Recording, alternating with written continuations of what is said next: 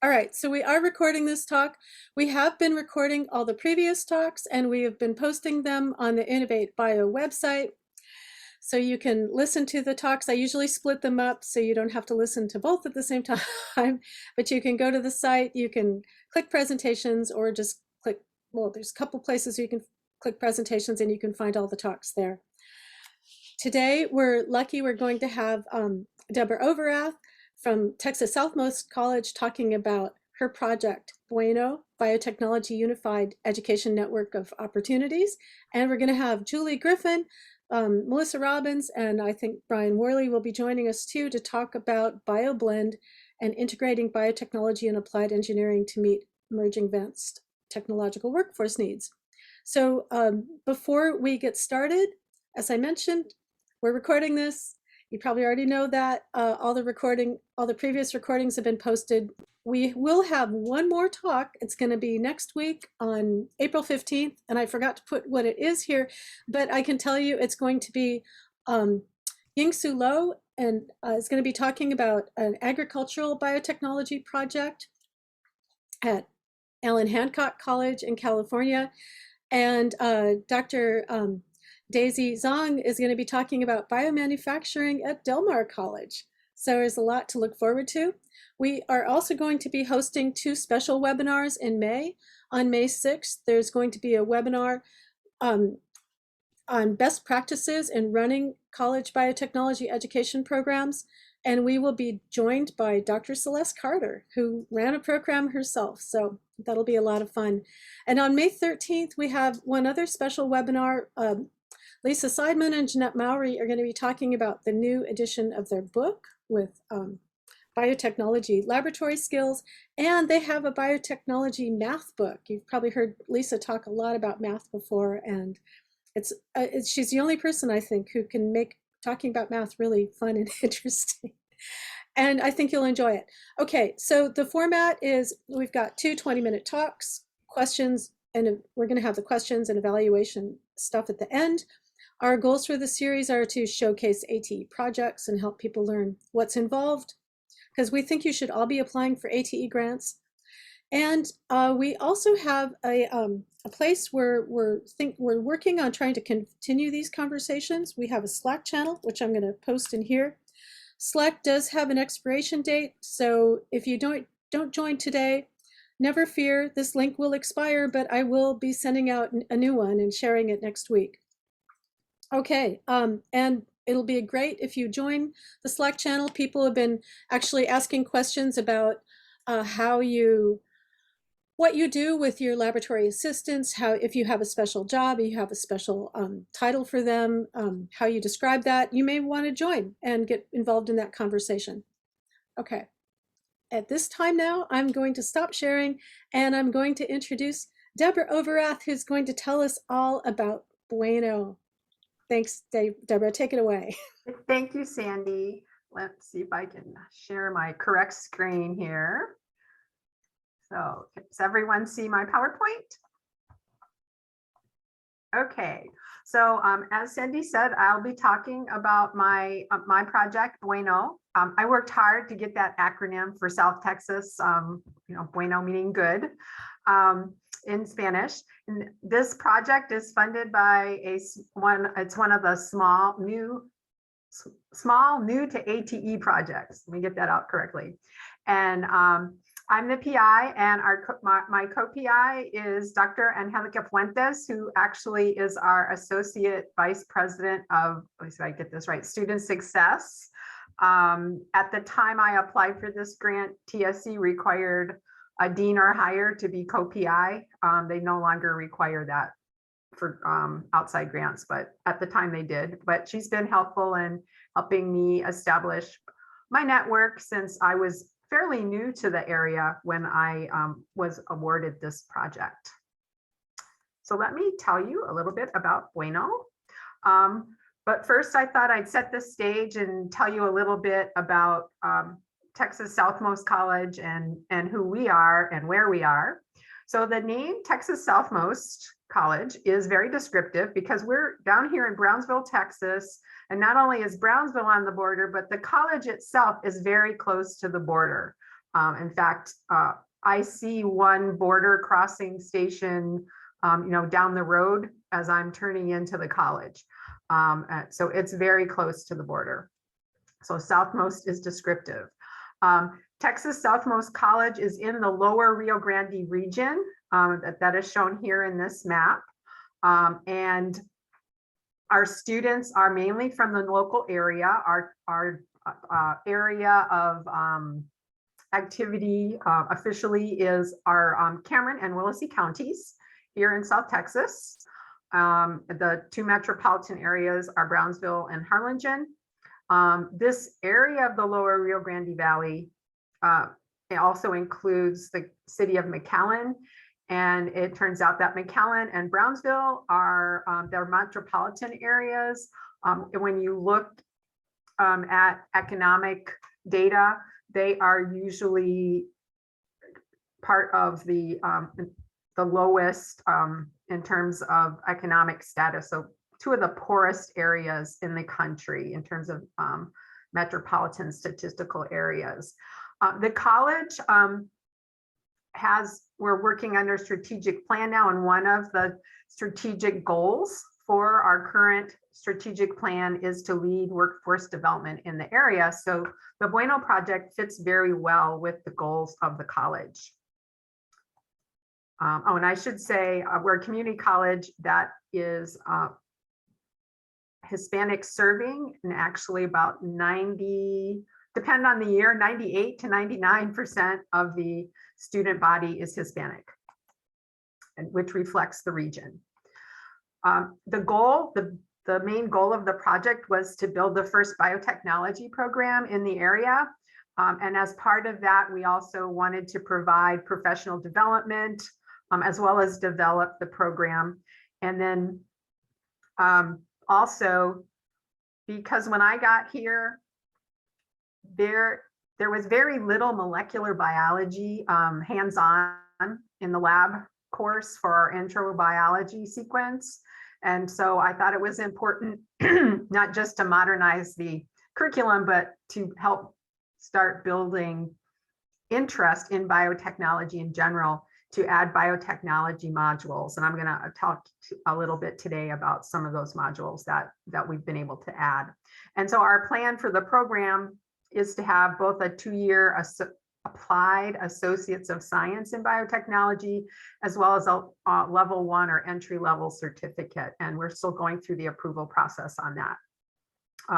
And then finally, something we haven't really been able to do yet is to explore the feasibility of growing biotechnology in the lower Rio Grande Valley through projects such as perhaps a bioincubator or even a 4-year biotechnology degree, since the state of Texas allows community colleges to offer applied degrees at the bachelor's level.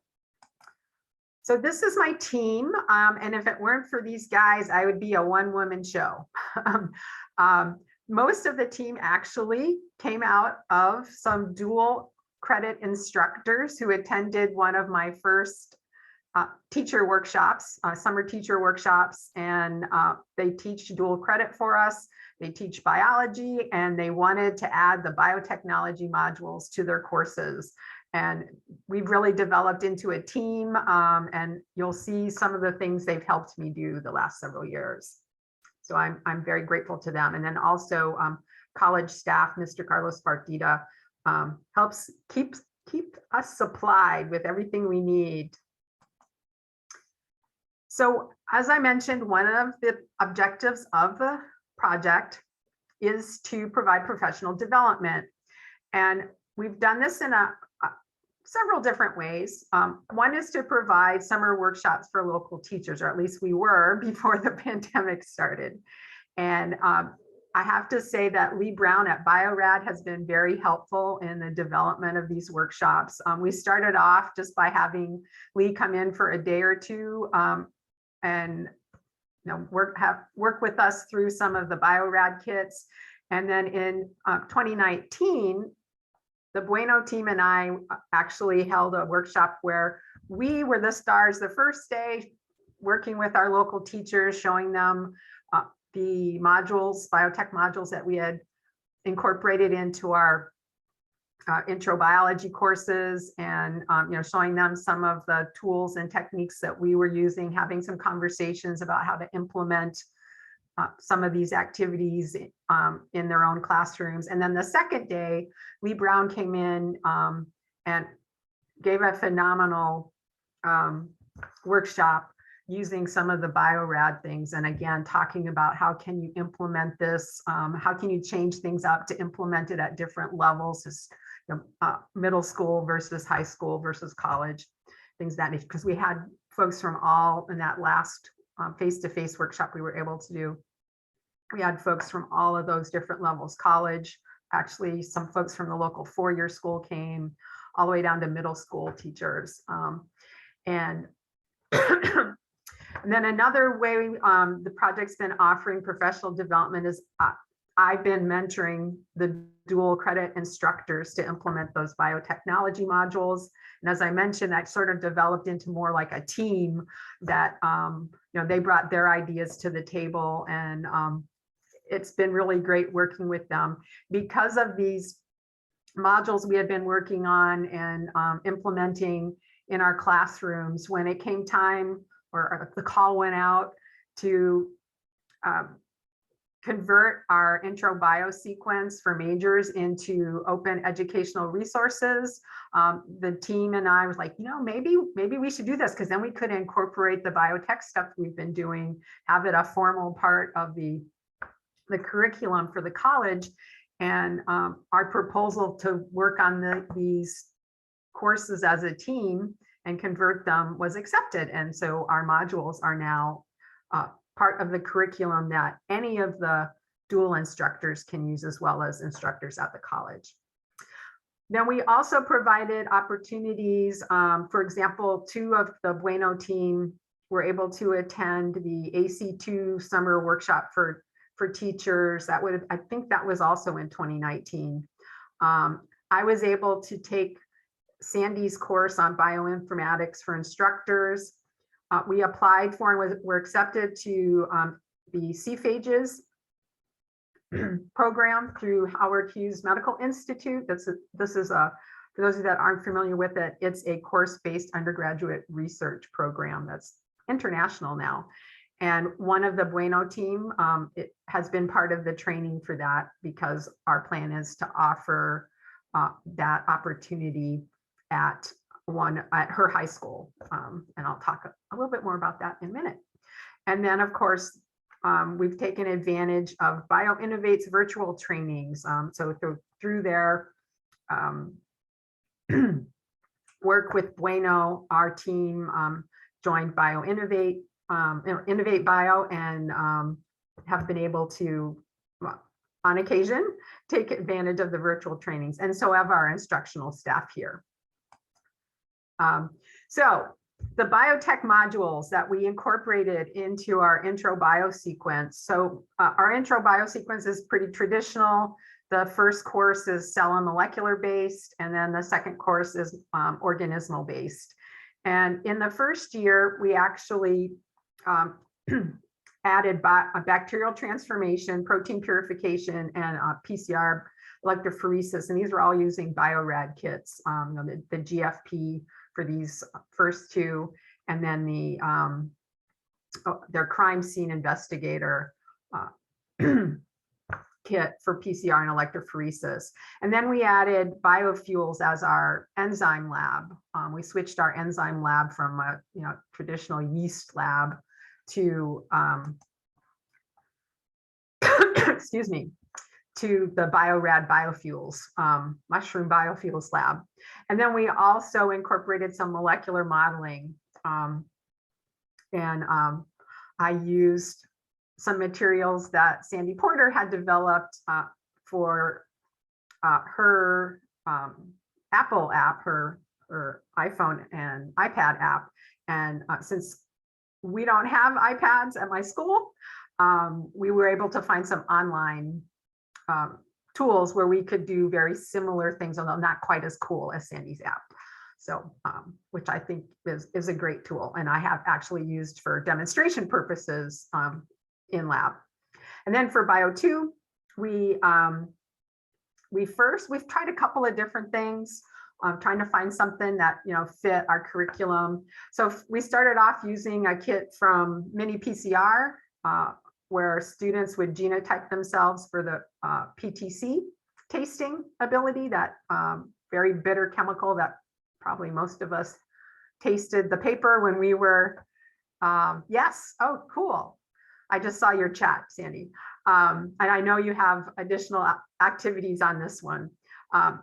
So we tried that out. Then the next year, we decided to try the PV92 lab from Biorad.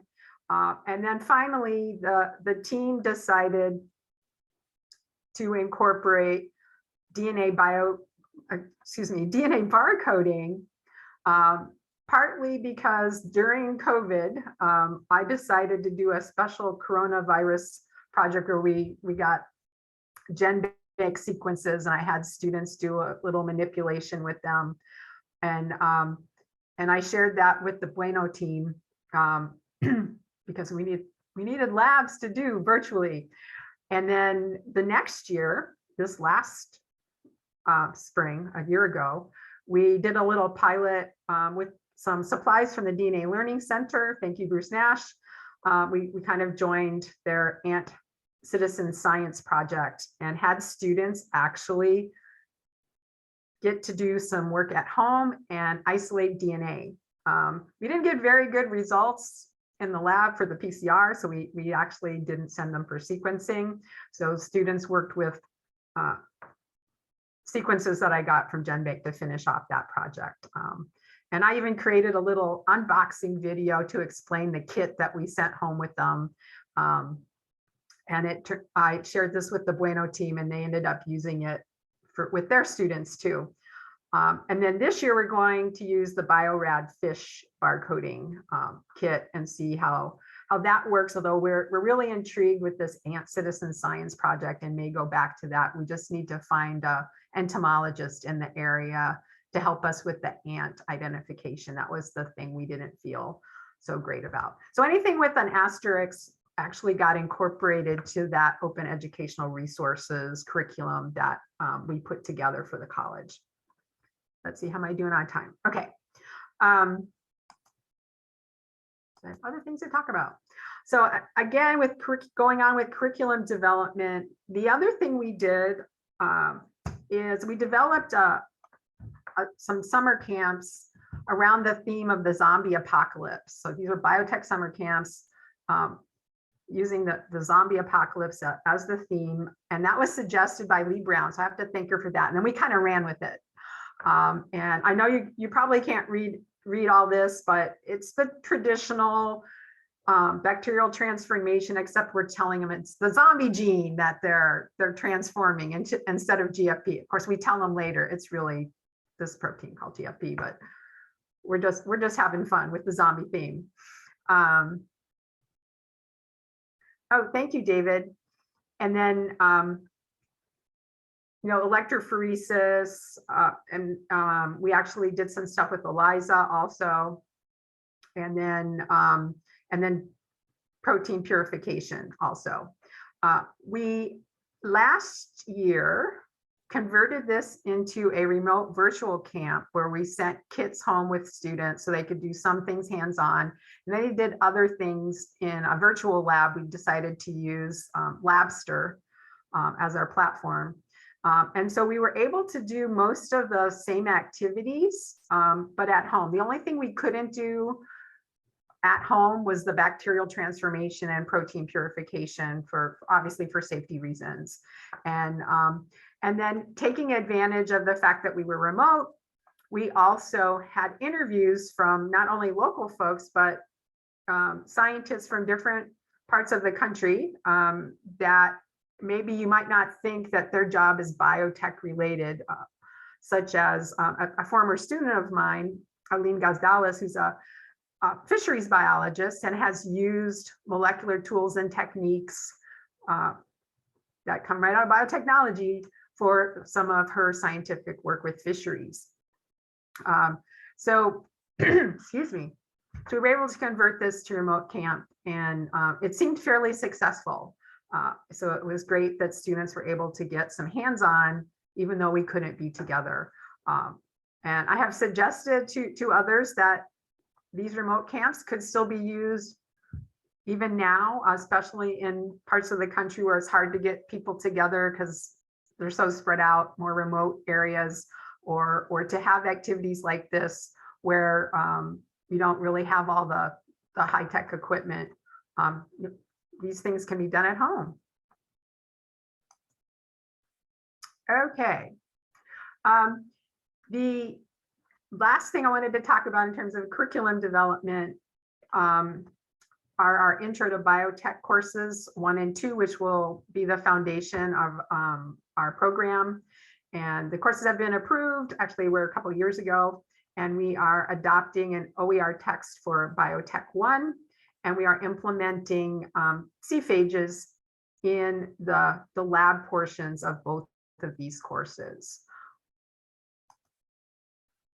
In terms of program development, as I mentioned, we're developing an applied associate of science and a level 1 certificate. We're also working really hard right now on a dual credit pathway, partnering with one of our local schools that has a PTech grant, Pathways in Technology Early College High School, that focuses on biotechnology and biomed. Our plan is to offer introductory biotechnology 1 and 2. We hope this fall at that high school. We're also talking with our workforce and continuing ed division here at the college about offering sort of like technique modules from our curriculum to local businesses where they may need staff that need to learn those techniques. Okay, let's see. Okay, so I want to kind of wrap things up here because I don't want to go over my time. And then I just wanted to mention that there's been benefits to this project that we hadn't really thought about when we first started it or even proposed it. And one of those is we've seen evidence of student success, even though the project itself isn't focused on students, but developing a program. So having those biotech modules in the introductory biology courses has led to some interesting student success. So for example, one of our students, this is Juan Silva, he was in one of the first groups to experience these new labs that we implemented.